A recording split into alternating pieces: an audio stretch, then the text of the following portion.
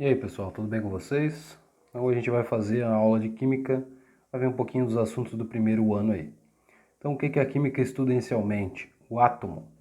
O que é o átomo? É a menor partícula estrutural que existe, ou seja, das construções da matéria, de tudo que forma o universo conhecido pelo homem, o átomo é a estrutura inicial que vai dar origem às coisas. E a partir dessa ideia de subdivisão estrutural da matéria, a gente vai observar algumas características do átomo. Primeiro, o átomo sempre vai ter um núcleo, que é a parte central, e a parte onde existe o peso real do nosso átomo. E sempre vai conter também uma eletrosfera, que é o espaço vazio que envolve o núcleo, uma atmosfera, uma órbita onde partículas menores ainda circulam em volta do nosso núcleo. Então, todo átomo tem núcleo e eletrosfera. Além da construção inicial, que vai falar de núcleo e eletrosfera, a gente vai ter também um pouco sobre a subdivisão de partículas, que no caso aqui são as partículas que existem no núcleo e as partículas que existem na eletrosfera. Oficialmente, a ideia das partículas tem nomes e vocês precisam saber os nomes e as cargas delas. Então, o positivo, que está no núcleo de um átomo, é chamado de próton. O neutro, que não tem carga elétrica, ele é neutro, a gente chama de nêutron. E lá fora, circulam na eletrosfera o negativo, o elétron. Bom, dentro da construção da matéria ainda, um dos desenvolvedores do modelo atômico, conhecido como Bohr, ele prescreveu e depois foi confirmado por vários teóricos, por exemplo, o próprio Linus Pauling, de que a eletrosfera precisa se subdividir em camadas. E essa subdivisão está relacionada à energia de atração entre os prótons e os elétrons. Então, devido a essa energia de atração entre as cargas, existem distâncias diferentes no qual os elétrons circulam em volta do núcleo. Por isso, o nosso amigo Bohr, que era um cara muito criativo, dividiu as possibilidades da eletrosfera em, no máximo, 7 condições energéticas.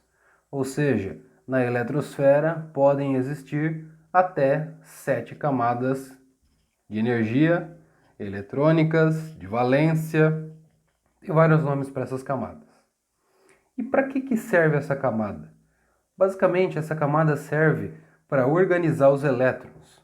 Então, para que seja possível que as partículas negativas circulem em volta do núcleo, elas deveriam ficar organizadas. Como é que funciona essa organização? Não sei.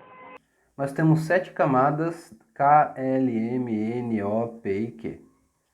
E dentro dessas camadas é possível distinguir a quantidade de elétrons que percorrem aquele espaço. Então, cada camada tem um limite máximo de elétrons que pode percorrer esse espaço aqui. Começa com 2 na K, 8 na L, 18 na M, 32 na N, 32 na O, 18 na P e 2 na Q. Alguns químicos dizem que é 8, outros químicos dizem que é 2. Depende da série dos actinídeos e dos lantanídeos, que são alguns elementos com as massas maiores. Agora, oficialmente a gente considera essa subdivisão aqui. Então, além do núcleo com prótons e nêutrons, a nossa eletrosfera vai ter elétrons organizados em até 7 camadas de energia. A gente chama essa subdivisão das camadas eletrônicas, ou de energia, ou de valência, por distribuição eletrônica, que é a construção onde se organizam os elétrons de determinado átomo. A gente vai falar um pouquinho aqui da distribuição eletrônica só para exemplificar, do carbono e do argônio. Então, o carbono, segundo a tabela periódica, ele vai possuir na sua construção 6 elétrons. Então, se nós temos 6 elétrons, como seria a distribuição eletrônica do carbono? Não sei. A gente vai pegar o valor total e vai distribuir as quantidades desse valor total dentro das camadas. Por exemplo, A gente viu aqui que a camada K cabe em 2 elétrons. Então o carbono vai ter a camada K. E na camada K dele tem 2 elétrons. A gente viu que a camada L é a segunda camada de distribuição. O carbono também vai ter a camada L. Mas o carbono não tem 8 elétrons para preencher essa camada. Quantos elétrons ele tem? É só fazer a subtração. A gente vai pegar os 6 que estão no total e tirar os 2 da primeira camada. Sobram 4. Então os 4 vão na segunda camada preenchendo a distribuição do carbono. Ou seja, o carbono tem 2 camadas na sua eletrosfera. Na primeira camada, 2 elétrons. Na segunda camada, 4 elétrons. Vamos fazer mais um exemplo. O argônio, segundo a tabela periódica, tem 18 elétrons na sua camada. Como é que eles sabem? Eles contaram. Então, 18 elétrons ficariam organizados nas camadas da eletrosfera de que maneira no argônio? A regra é a mesma. Na camada K, vai 2. Na camada L, cabem 8. 2 e 8 já fecham 10 elétrons. Então a gente vai tirar dos 18, ou fazer individualmente, 18 menos 2, depois menos 8. 18 menos 2 dá 16. 16 menos 8 dá 8. 1 mais 1. 1 mais 1, 2. 2 mais 2. 3. Acertou. Então na camada M, que cabem 18 elétrons, a gente não tem 18. A gente tem o que sobra. E o que sobra é 8 elétrons na última camada do argônio. Lembrando que, basicamente, para fazer essa distribuição, é só pegar o total e ir preenchendo as camadas. O que sobrar vai no final. Bom, a ideia de distribuição eletrônica, ela vai criar uma interpretação de como os elétrons estão divididos. Mas existe outra interpretação na tabela periódica que a gente precisa conhecer, que é a simbologia química. E para que serve essa simbologia química? Para representar tudo que os químicos conhecem dentro da química. E as primeiras coisas que é preciso que a gente conheça são os elementos básicos, ou seja, aquilo que forma as substâncias. Em geral, nós temos uma tabela com esses elementos dispostos. E a gente não precisa saber a tabela de cor, mas tem que saber características da tabela para trabalhar a interpretação. Então, dentro de uma tabela periódica, a gente vai ter um monte de quadradinho assim, com uma letra grande e 2 numerozinhos que aparecem em cima e embaixo, respectivamente. Então, aqui a gente tem uma representação genérica do que são essas características do quadradinho. Lá na tabela, esse elemento, essa letra grande, essa letra maiúscula em destaque, é o símbolo do elemento químico, que em geral vai representar a construção da seguinte maneira. O elemento químico tem como seu símbolo a inicial do seu nome em inglês, e essa inicial tem que ser maiúsculo. Por exemplo, H é o símbolo do hidrogênio, O é o símbolo do oxigênio, N é o símbolo do nitrogênio. Então, a inicial maiúscula representa o símbolo do elemento. É claro, podem acontecer situações no qual as características simbológicas não combinam. Por exemplo, se a gente procurar o enxofre na tabela periódica, nós encontraremos este símbolo aqui, S. Mas por que S se enxofre começa com E? Porque o enxofre, descrito oficialmente na tabela e também na língua inglesa, é dito como sulfur. Aí, mesmo estando em inglês, a regra é a mesma de sempre, inicial maiúscula é o nome do elemento. Alguns elementos repetem a primeira inicial, então a gente vai usar a maiúscula e a minúscula na sequência. Por exemplo, H é hidrogênio. O gás hélio, que também começa com H, o símbolo dele é o H e também o E para formar a estrutura química. Então, galera, quando a gente falar daquela letra em destaque que tiver no meio do quadrado, é o símbolo do elemento químico. Em cima, costumeiramente, a gente tem um número.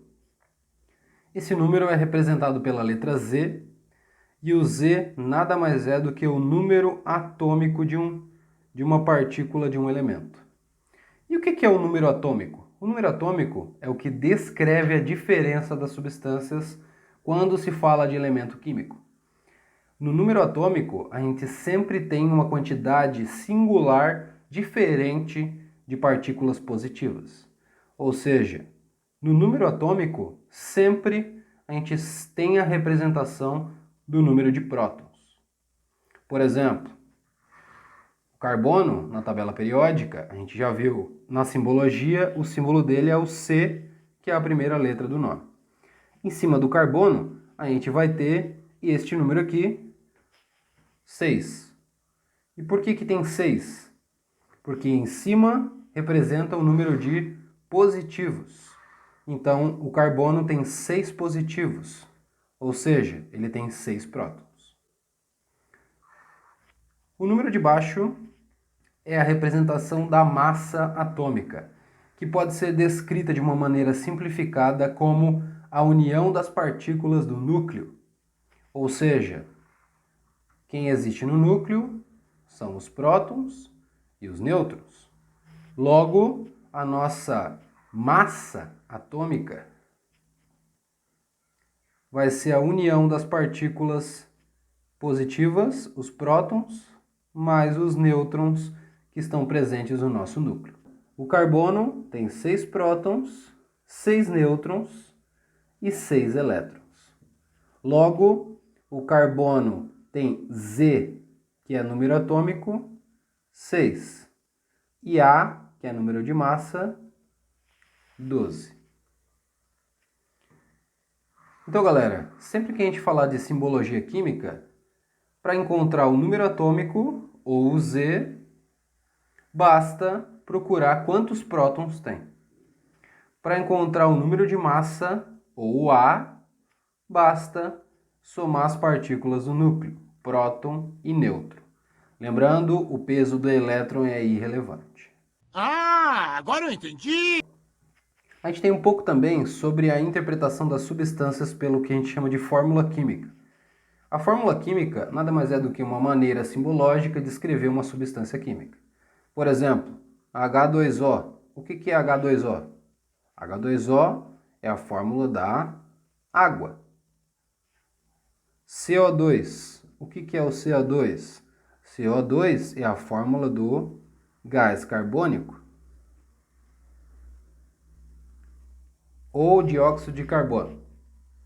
Agora, por que a água usa essa representação? Por que o gás carbônico usa essa representação? Porque eles vão descrever cada uma das partículas dessa substância. Então, cada uma das moléculas, partículas criadas que são de água, vão ter essa construção aqui da química. E o que essa construção significa? Que na água, cada molécula tem 2 elementos hidrogênio, ou seja, ele tem 2 átomos de hidrogênio, e como só tem um, não precisa aparecer o número para fazer essa representação.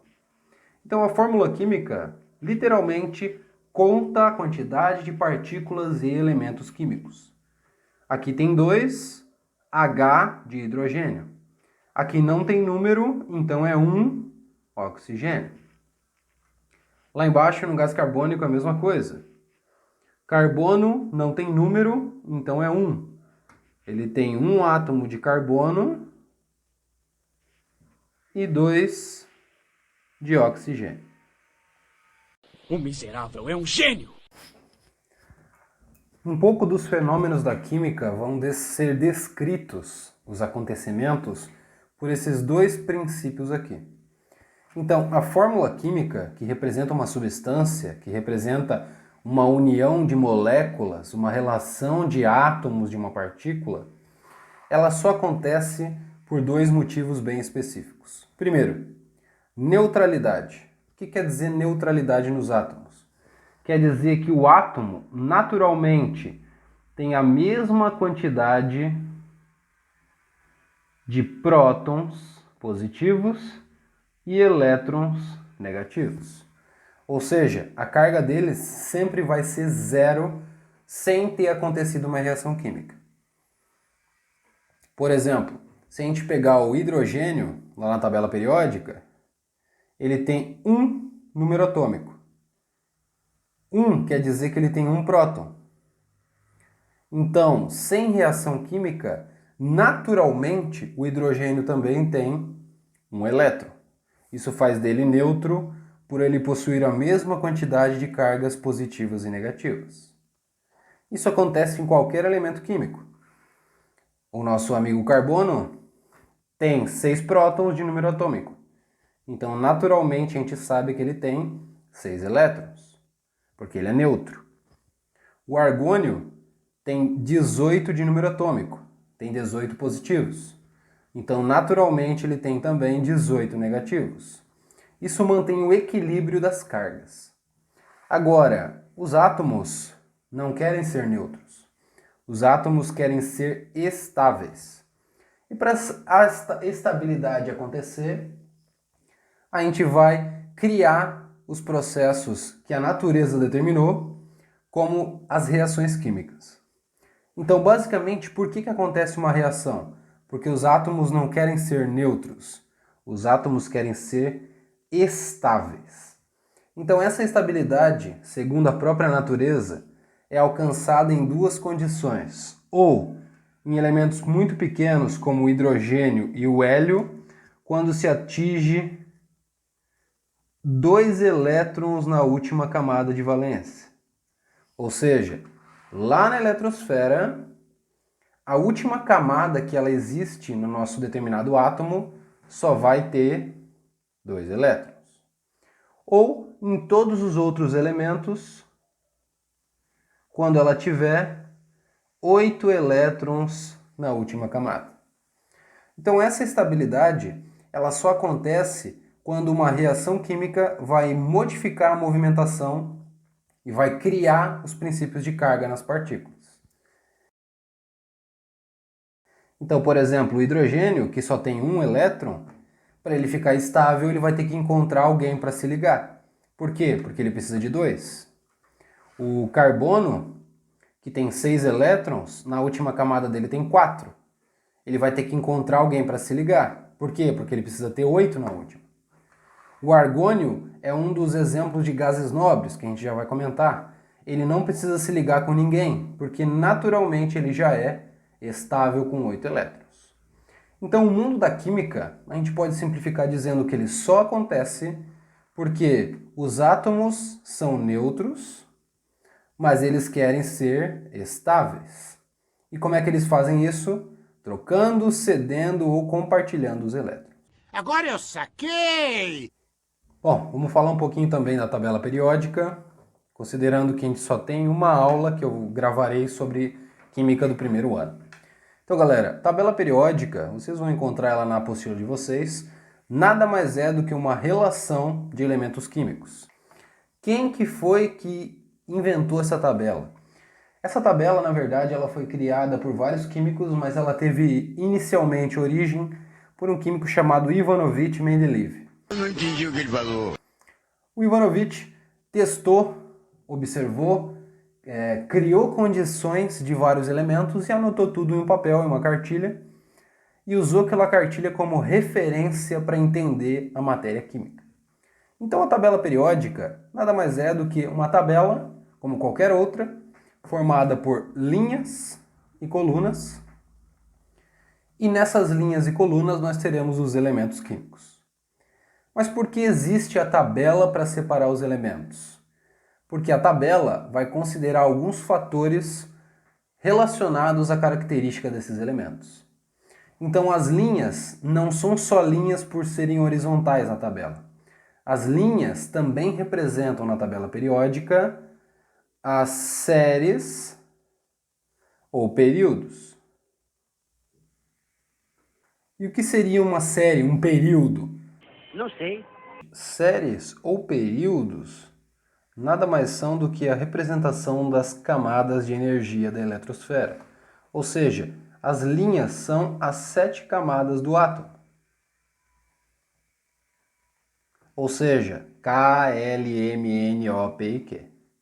Então, na representação, a tabela teria 7 linhas oficialmente, que são as representações das 7 camadas do átomo, presente na nossa eletrosfera. Bom, e as colunas? O que são as colunas? As colunas são as subdivisões conhecidas como famílias. Então, uma família é uma característica agrupada e semelhante de determinado elemento. Tem os metais alcalinos, alcalino-terrosos, tem os não metais, tem os halogênios. Então, tem várias famílias especificamente dentro da tabela. E a gente vai considerar só algumas classificações mais abrangentes.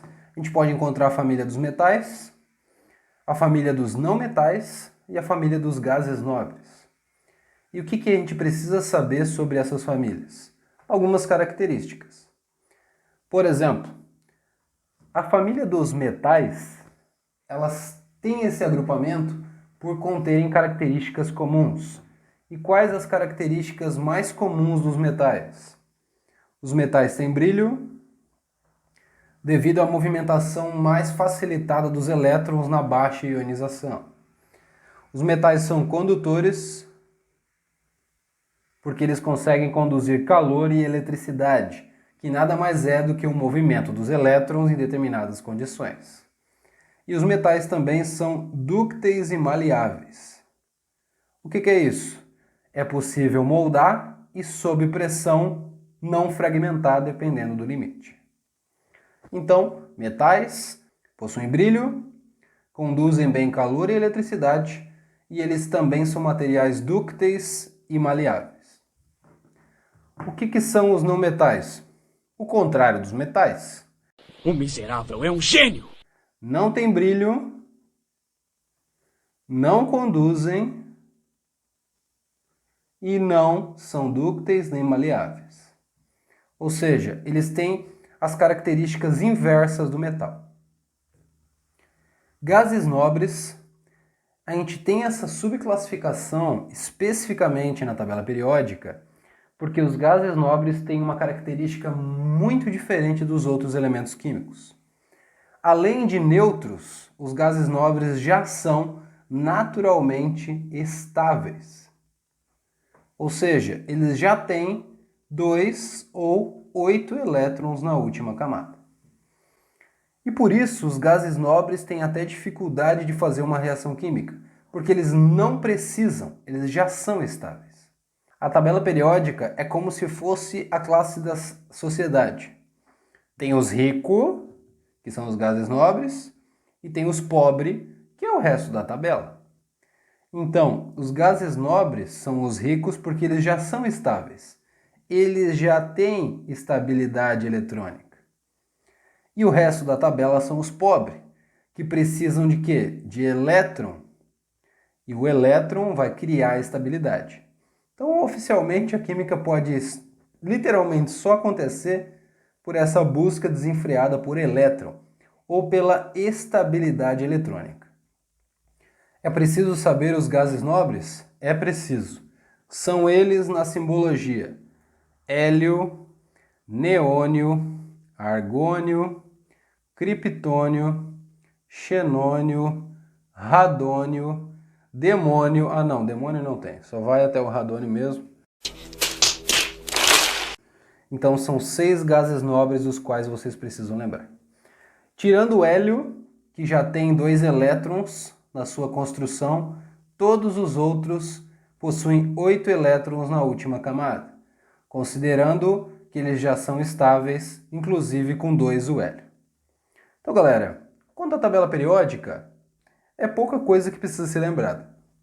Que as linhas são as séries, ou as 7 camadas do átomo, que as colunas são as famílias, e que existem 3 famílias básicas: metais, não metais e gases nobres. Por último, a gente vai falar de como se atinge essa estabilidade. Já que os átomos são nêutrons, como eles vão conseguir chegar nos 8 elétrons igual aos gases nobres? E existem 2 maneiras mais comuns: a ligação iônica, ou íon, e a ligação covalente, ou a molécula. E por que essa subdivisão? É o processo que é diferente. Em uma ligação química iônica, sempre alguém vai perder e alguém vai ganhar. Ou seja, se transfere elétrons nesse tipo de ligação. Geralmente, um elemento químico que tem uma camada com poucos elétrons vai ceder. E um elemento químico que tem uma camada com muitos elétrons vai ganhar. Então o cara perde, o outro ganha, para que todos consigam atingir a estabilidade eletrônica. Por exemplo, este aqui é o sódio. Este aqui é o cloro.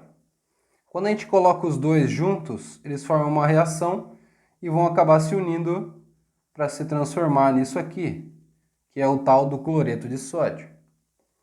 Agora, por que isso aqui é uma ligação iônica? Para a gente entender bem, lembrando, isso é só a nível de exemplificação, vocês não precisam decorar isso, certo? Isso só acontece devido à construção de movimento entre os elétrons do sódio e do cloro. Mas por que ele se move? Para a gente entender, tem que saber algumas características.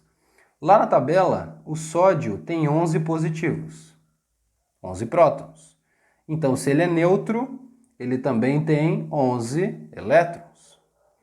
O cloro, 17 positivos e também 17 negativos. Então, galera, devido a essa transferência que faz a ligação entre o sódio e o cloro, a gente precisa entender também por que eles mudam os elétrons de lugar. Se a gente pegar a distribuição do cloro, do sódio, na camada K, cabem 2. Na camada L, cabem 8. 2 com 8 dá 10. Então, na camada M, que é a última do sódio, só tem um elétron. Lembrando, ele quer ficar com 8 na última. O cloro tem 2 na K, tem 8 na L, 2 com 8 dá 10, então na M a gente tem 7 elétrons. Bom, devido a esse elétron sobressalente aqui e esse elétron que falta aqui, quando os dois se encontram, eles se encaixam, porque o sódio cede esse elétron para o cloro. Ou seja, eles fazem a ligação, o cloro perde esse elétron da última camada e ele envia, o sódio, e ele envia para o cloro. Ou seja, o sódio perde a última camada que tinha 1 e na última dele agora tem 8. O cloro ganha um elétron e na última agora tem 8. Então, na ligação iônica, o sódio e o cloro eles se encaixam transferindo o elétron. O sódio perde 1 e o cloro ganha 1. Só que tem um porém final. Quando essa ligação acontece, o sódio perde sua estabilidade. Já que ele vai perder um elétron, ele não vai mais ter 11. Agora, o sódio tem 10 elétrons. Ou seja, ele não está mais equilibrado, porque ele tem uma carga positiva a mais. Logo, ele vai ficar com essa carga positiva sobressalente. Por isso a gente diz que o sódio fica com carga positiva. Ele passa a ser um íon positivo. O cloro ganhou, então ele não tem mais 17. Agora ele tem 18 elétrons. Logo, ele tem mais carga negativa. Então ele passa a ser um íon negativo. Na química, isso tem nome. Aquele que é positivo, no nosso caso, o sódio, ele vai ser chamado de cátion. Aquele que é negativo, no nosso caso, o cloro, ele vai ser chamado de ânion. Mas Oficialmente, já que a gente está trabalhando uma ideia mais superficial da ligação iônica, é preciso lembrar que na ligação iônica sempre existe a transferência de elétrons. Alguém vai perder e alguém vai ganhar. Se ele perdeu elétrons, ele ficou com mais positivo, é o cátion. Se ele ganhou elétrons, ele vai ficar negativo, é o ânion. A ligação covalente é a última ligação que a gente vai falar hoje. E também, para o assunto do primeiro ano, é a última parte. Ligação covalente, ela vai ser o momento no qual os elementos químicos egoístas se encontram. Porque ninguém quer perder elétron nessa ligação. Então, para que eles consigam a estabilidade, em vez de transferir, eles vão compartilhar elétrons. E nesse compartilhamento, existem 3 possibilidades. Pode-se compartilhar um elétron, pode-se compartilhar 2 elétrons, pode-se compartilhar até 3 elétrons nas ligações covalentes. Ligação covalente de um elétron a gente chama de simples. De 2 elétrons, dupla. E de 3 elétrons, tripla. E elas são representadas com risquinhos. A gente chama de fórmula estrutural. Vamos usar um exemplo visual aqui para a gente entender. Vamos pegar aqui a água, que a gente já viu, H2O, 2 de hidrogênio e 1 de oxigênio. Como é que é a fórmula estrutural da água? Bom, se a gente pegar as camadas, o hidrogênio na sua eletrosfera só tem uma camada e só tem um elétron nessa única camada. Isso em um hidrogênio natural. Então a água tem 2 hidrogênios com 1 elétron cada um. O oxigênio, ele tem 6 elétrons na última camada.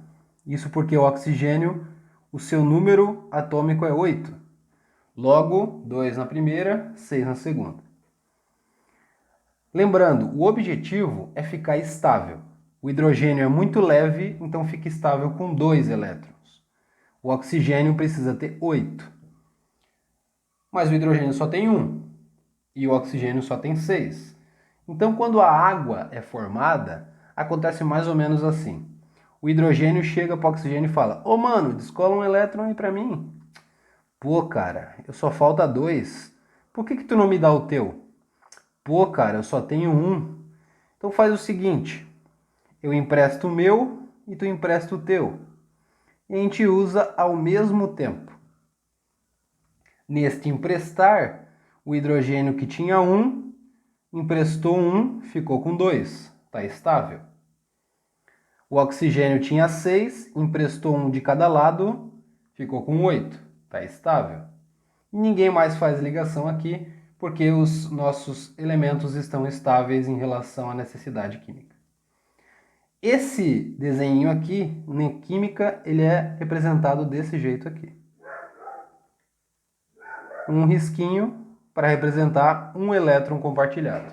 Ou seja, o oxigênio faz uma ligação simples com cada um dos hidrogênios. E se tivesse 2 risquinhos, aí seria uma ligação dupla. E se tivesse 3 risquinhos, aí seria uma ligação tripla. Ou seja, o que vocês precisam lembrar especificamente é que uma ligação covalente, ninguém perde elétrons. Eles utilizam ao mesmo tempo ao compartilhá-los. Beleza? Então, galera, fechamos aí o assunto de química do primeiro ano. Valeu para vocês e façam o exercício que será passado.